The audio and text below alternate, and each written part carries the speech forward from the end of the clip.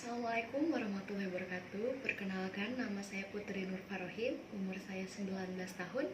Saya berasal dari Kabupaten Bima, Nusa Tenggara Barat. Bagai bencana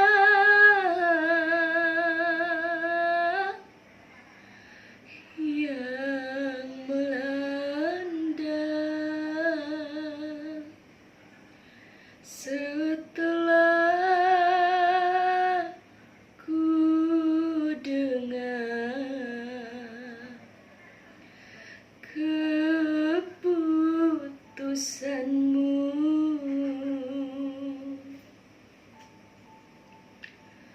payung hitam yang menjadi saksi setiap hari diriku menanti.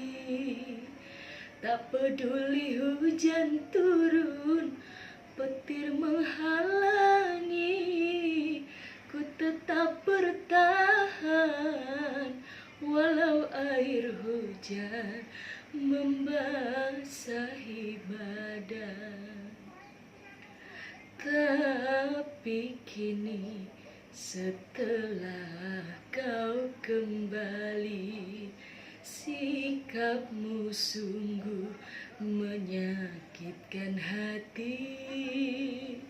Mengapa baru sekarang aku kau banding-bandingkan dengan wanita yang baru kau cinta? Kejam, sungguh begitu mudahnya kau memutuskan cinta hanya dengan satu kata maaf saja. Walaupun cuma 2 gram cincin yang engkau ikatkan, tapi nantinya diriku